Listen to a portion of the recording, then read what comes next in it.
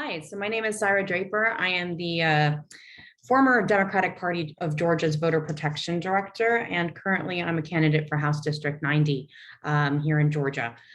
So I wanted to make a video that kind of explained what automatic voter registration is here in Georgia, and describe the opt-in, opt-out distinction relating to that program.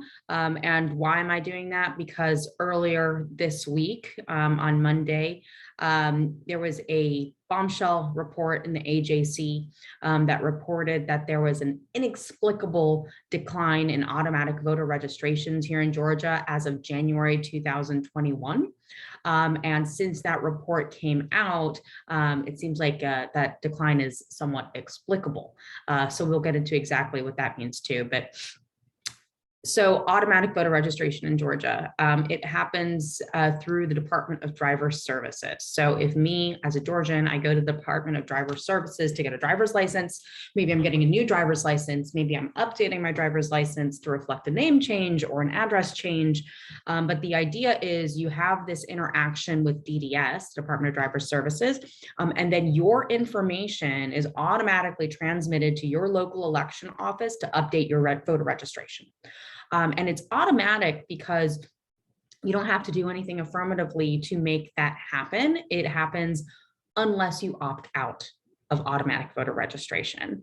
So the current system that we have is an opt-out system because it's automatic if you don't opt out. And why is that important? Because we know here in Georgia that if it's an opt-in system, in other words, you have to affirmatively choose to participate in the program, the number of people that participate in the program declines. We were an opt-in system prior to 2016. And in 2016, Governor Kemp, who was then Secretary of State, along with the Attorney General's office, decided to change it, made a policy decision to change it to an opt-out system. And as of 2016, voter registrations in Georgia have gone through the roof. So we know that that small change going from opt-in to opt-out results in a huge increase of participation in automatic voter registration. And that has two primary benefits. One, it's that it engages more people. It brings more people who are registered, who are civically engaged. But two, there's an election security component to it too, because the people who are registering are tied. Their registration is tied to a government form of ID, their driver's license, and so that information is in two places. So that's two great benefits of having more people participate in automatic voter registration. So this article, as I mentioned, said that there was a huge decline in January 2021. And I was at the Democratic Party of Georgia then as their voter protection director. And so we started poking around saying, well, what can be causing this? And I think what's really important to note is, we were talking to the right people. We were talking to Department of Driver Services. We were talking to Secretary of State's office. We were submitting open records requests to try and figure out what was going on. And not only was that process incredibly frustrating, it took an incredibly long time, but it was not transparent either. We asked specifically if there had been any changes to the opt-in, opt-out policy, and we're told no. So, I don't know if that was somebody without knowledge that said that, but either way, I think the obstructionism and lack of transparency is certainly extraordinarily problematic. And look, like the way it shocked me that there was this decline in voter registrations, it should have shocked the people at DDS. It should have shocked the people at the SOS, that Secretary of State's office, right?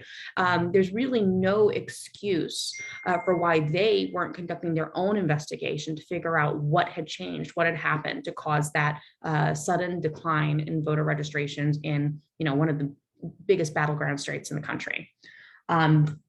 So let me just show you so since that article ran, we've had some explanations come to light, and I'd just like to show you what we think is now going on. There we go.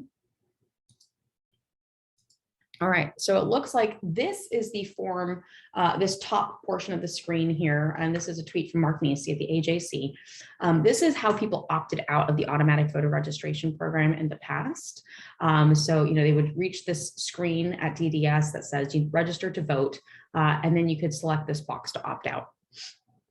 And it looks like this screen here on the bottom is what a viewer saw as of January 2021. So it changed from this opt-out option here to this screen here where you have to say, you select yes or no. And I don't know if yes was the default, but the fact that it appears here that you have to select yes or no in order to proceed to the next screen, I think by definition is not opt-out. And again, we know even that small change of going from opt-out to opt-in has a huge impact on the numbers, not only because we saw it pre-2016, but we see it now in January 2021. And I also want to point out one more thing. You share. This is a screenshot that I shared. Oops, not that one. There we go. This is a screenshot that I shared a couple days ago where I thought this was the screen that they started with in 2021, January 2021. It's not. This is the screen that you see currently. They have had this option up as of a few weeks ago, DDS has. So I guess they were trying to remedy the yes, no screen that you just saw previously with this. I don't think this is a remedy. Yes, there is an opt-out option rather than a yes, no option. But I think this opt-out option is incredibly confusing. For one, it's very prominently featured, and you compare that to the one prior to 2021, which is this, where opt-out is here in the corner. Opt-out is much more prominently featured in the screen that's currently showing at DDS. But also it's a toggle. And to me, it's just not clear whether this toggle is selected or not selected.